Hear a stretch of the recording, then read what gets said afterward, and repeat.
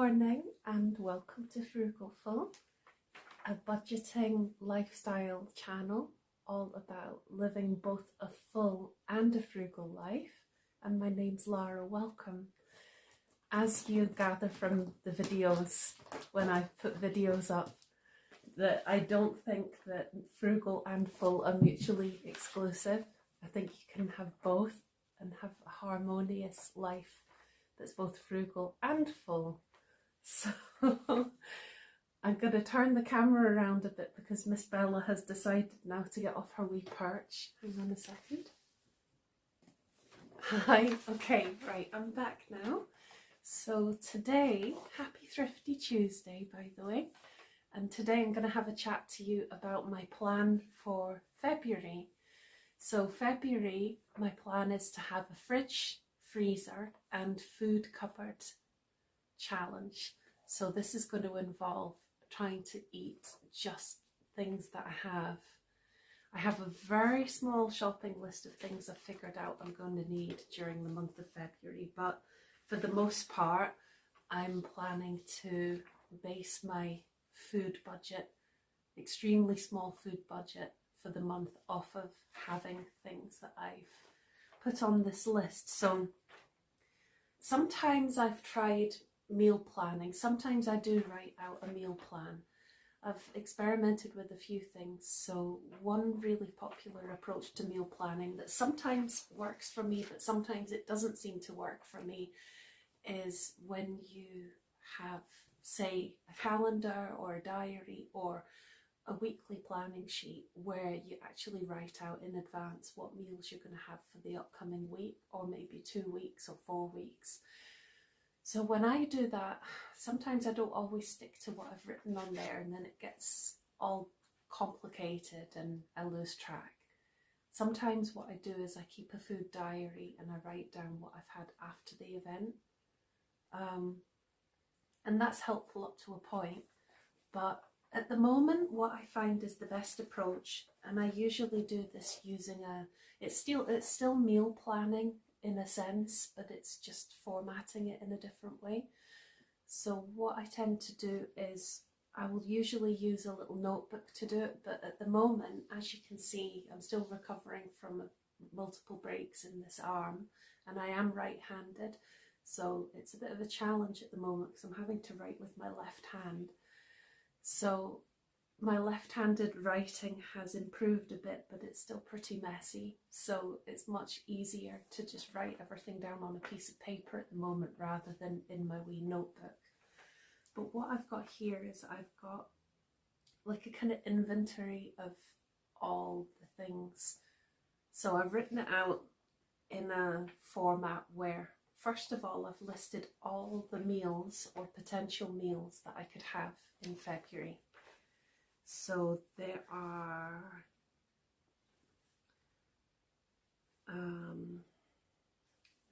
2, 4, 6, 8, 10, 12, 14, 16, 18, 20, 22, 24, 26, 27, 29, 31, 2, 3, 4, 5, 6, 7, 8, 9, 41 meals here. So some of these are, excuse me, some of these are using up things in my freezer. So there's a couscous dish.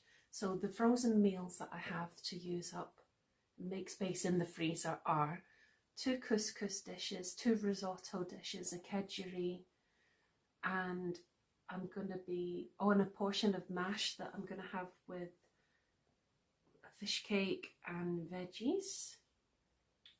There's also some corn pieces, so I'm going to be batch cooking some dishes. So a corn and chickpea couscous curry in the slow cooker, so that should do for 5 meals. A chilli, so that will do for 5 meals. A mixed bean hot pot, so I reckon I can make enough for 4 dinners with that, and that'll be like the slow cooker meal. The slow cooker's great. And Oh yeah, spaghetti hoops, fish cake and veg one night. Where's the one with the mash? Oh, I think I'm still to update it, that's why. Oh yeah, 2 omelettes and 2 dinners that are going to be quiche, wraps and veggies. Pancakes, eggs and beans. Oh, I know what it is. It wasn't the fish cake and mash, it's the quiche, because I found, when I went through the freezer, I found an extra 2 portions of quiche in the freezer that I didn't realise I had. Bonus. So quiche, beans and veg, quiche, mash and veg, and then I've got enough veggies, pesto and pasta and tins of beans to make 12 pasta dinners. So I'll probably like make a big batch of say 3 at a time and do that 4 times. Not all in one go, but like maybe once a week I'll make 3 days worth of pasta dinners. So I reckon that will be my meals up to the end of February. It would be great if it is, like for my main meals. If it is, it's going to really help cut back on the food budget for February. Also, it will create space in the freezer again. It will use up some of my food stock items in the cupboards, but not all of them. It will be mainly some tinned things to get them used up, and some packets of dried goods like the pasta and the couscous. It will use up some but not all, so I could replenish those at the end of the month or something. We'll see. But the big thing is using up fresh and frozen things. There aren't really that many fresh things to be used up at the moment. It's mainly frozen things. Things I had that were fresh I ended up sticking in the freezer because I'm hoping in February I'll be in less pain. I'm still in a lot of pain. I've got a lot of nerve pain around here. So if I'm distracted when I'm talking, I apologise. But it's quite bad at the moment around here. This is where a lot of bones are still fusing back together. But I'm hoping in February my cooking abilities and my stamina for doing stuff like that will improve. This month I've not really been up to my usual being able to sort of chop and make a lot of scratch cooked meals, which is why I've stuck a load of things in the freezer. So anyway, moving on. So the snack category, I've got a bunch of homemade dessert things to use up with yogurts. So there's 12 Actimel to use up. So there's 5 portions of apple cake in the freezer to have with an Actimel. 1, 2, 3, 5, 6, 7, 8. So there's 10 portions of homemade beetroot cake. So these desserts are all homemade. So the apple cake, the beetroot cake, there's 10 portions. So 5 of those I'll have with Actimel. 5 I'll have with a wee pot of fromage frais. There's a couple of satsumas and a yogurt. I might use those up today for my snacky thing. There's a couple of satsumas and a fromage frais. There's 2 homemade courgette cake with Actimel. I've got some jelly. I've got a couple of packs of jelly, which will make 4 portions to use up with fromage frais. So that'll be 4 servings. I've got some meringues to use up. So for at least 2, I might be able to get more than 2 out of it, but 2 portions of meringue with berry compote that was allotment berries and fromage frais. So there's 2 of those, and then 6 portions of, well, 2 wee slices at a time as a portion of fruit loaf. And then for savoury snacks, there's 2 slices of bread with cup of soup. There's 2 of those. There's 2 pancakes and a cup of soup for one of the days. I'm just checking the time on that. There's 2 tins of soup. There's 4 little pots of fruit. There are 2 half tins of fruit. I think it's pears. There's 4 portions of my energy balls. I think each of those portions has got 3 energy balls. There's a slice of fruit loaf that my colleague made for me at work when I fell. Oh, and there's a third, yeah, I thought there were more than two. There's a third portion of the meringue yogurt and the berry compote. There's 4 spare cup of soups for a day if I'm really hungry. There's my breakfasts are going to be porridge and fruit, using up my frozen fruit in the freezer, or there's oat and fruit smoothie, again using up frozen fruit. And then things like the pasta that I'm going to make will use up a load of the frozen vegetables.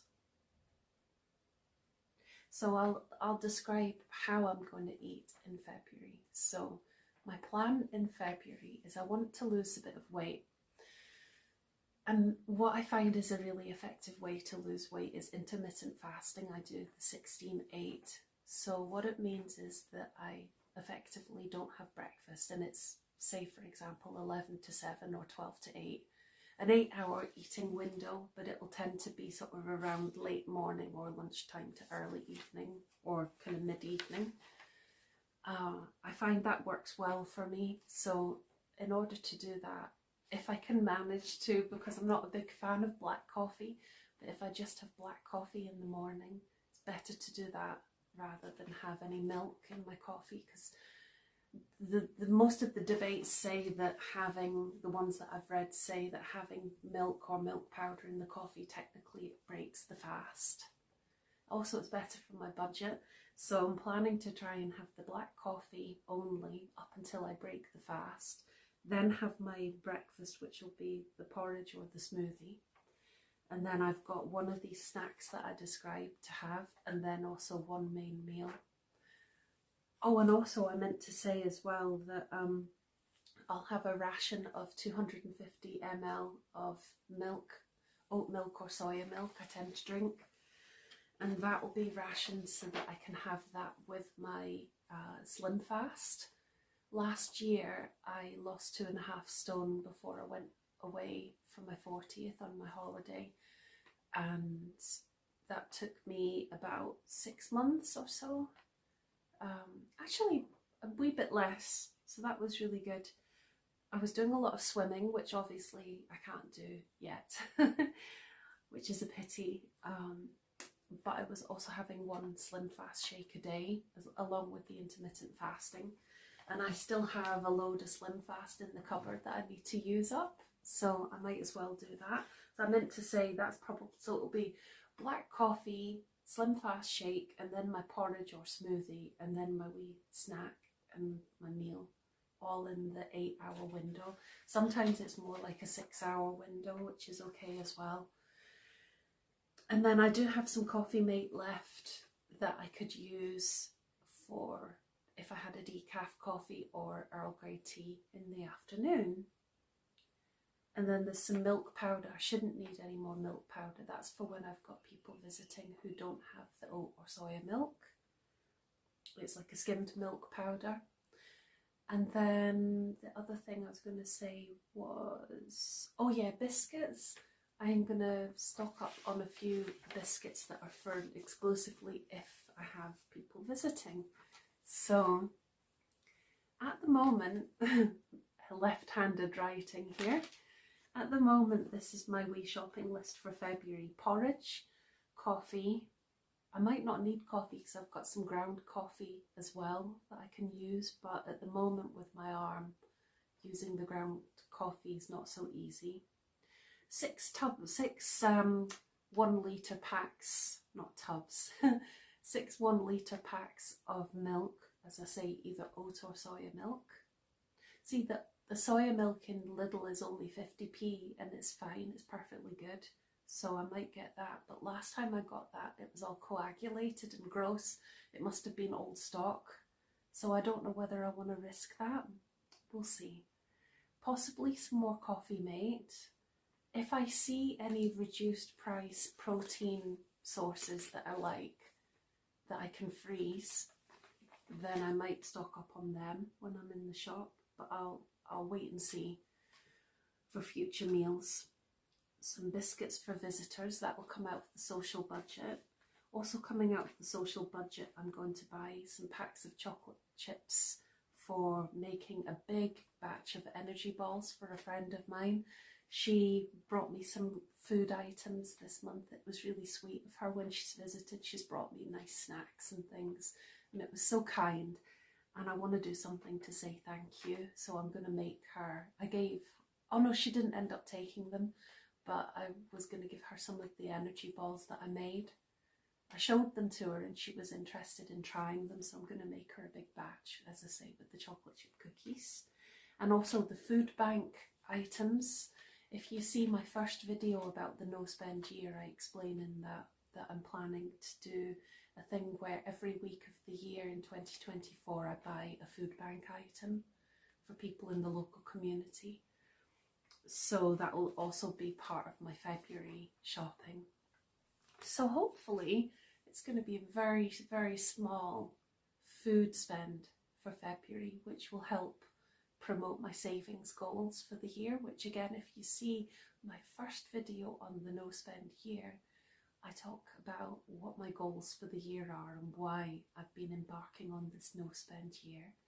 And please tune in and watch the next video, because I'll be doing a wee evaluation of how no spend January has gone. Some of the highs and the lows and what I've learned from the experience so far. And also my different thoughts about what to call this, whether to call it a no spend year, a low spend year. I'm still not really sure about that. So, and then before I go today, I'm going to show you a wee tour of what my food cupboards and fridge and freezer look like at the moment, after having a wee organise and sort out and tidy up in preparation for this February fridge, freezer and food cupboard challenge. And also after that, I'll be saying goodbye. So I just wanted to say thank you again so much for watching. I really appreciate it. And I hope that this has been a useful video, that it's given you some ideas and some tips about ways to reduce your food budget. Okay, here we go. Time for the wee tour. So, oh, hang on. Okay, I'm back again. See, it's very limiting right now what I can do with this hand. So here is the specialties and specialties and biscuity barrel that the snail's taking care of. The thing with this is there were more biscuits, but they're almost gone. Oh, hold on. So yeah, they will require a stock up. And freezer. So that's had a bit of a sort. So I can easily see now what's in tubs are the meals to be used up, or parts of meals. There's the different bready things. What I do is I use the food bags for the bread, and then I'm able to reuse the bread ones, so that reduces on waste a bit. This is my food drawer, fruit drawer, veggie drawer, or it might be the opposite way. Anyway, and then some other supplies down at the bottom, the yogurts and different things. So really, by the end of February, there should be hardly anything left in here. That's the idea. And then I'll stock up fresh in March, hopefully using quite a lot of sale items. Now let's come round to, now first of all, this is where I keep my diluting juice, Bella's spare cat litter, toilet rolls, kitchen rolls, Bella's dry food and the oat milks. This is Bella's cupboard and she knows it. She comes running, she always knows. She's well stocked for February as well. And this is where I keep my tins of stuff, my cup of soups, that Slim Fast and stuff like that. I meant to say as well, if I'm needing a sweet treat or got hunger pangs and crave something sweet, I also have hot chocolate. So there are different options. And then this is where all the kind of condiments are, the sauces, oils and that kind of thing. Herbs and spices. This should be well stocked still by the end of February. a bit more of that here. And then there's the kind of carby things. There should still be quite a lot of the carby things left by the end of February. I will have used some porridge, I'll have used pasta, the rice for the chili dish, some of that. There should, and some couscous. There should still be hopefully the bulgur wheat and some of the other carby things and some flour. Although I'm thinking I might make some banana bread, so that'll use up some flour. And then that's flour in this bag here. And then there's things like dried fruit and nuts and seeds and things like nori, which is Japanese snack. It's a seaweed snack. Oh, I forgot to show you the fridge. Right, I'll go back and show you the fridge. And then, as I say, there are some bananas. So I'm seriously thinking of making something like some banana bread, or maybe some banana and sultana cookies or something, to use those up, and then that can be an extra snack option. And it could even be a visitor's snack option rather than having to buy biscuits. We'll see. Did I don't think I showed you this. So yeah, it's pretty bare looking. I've got some fresh fruit to use up. Quite a lot of these condiments, they should be pretty much all, mostly at least, still there. I can't actually get into the sun-dried tomatoes or the olives at the moment, unfortunately. Mum did open them for me down the road, but in order to make sure they weren't going to leak, they had to be tightened, and I can't get them open still. This isn't going to be forever, but it is certainly a bummer at the moment. So yeah, these are the different supplies. The other yogurts are in the freezer as well because of the dates. And yeah, there's plenty of dried fruit. I might use some of that for part of, and this nut butter partly for doing the energy balls from my friend. Hello Bella, here she comes. Oh yeah, I was using that to keep the door open, and now she wants to go in the cupboard. She's hilarious. Lovely cheeky little thing she is. What was I also going to say to you about the stuff in this cupboard? Oh yeah, it was to do with the garlic. It was to say that I'm running low on garlic, but I have a supply of garlic at the allotment. So when I feel well enough and I've got enough energy and my pain levels have improved, one of my plans is to go and harvest a bit of garlic. So yeah, so that's it really. Thank you for watching again, and best wishes from Bella and I. See you next time. Bye.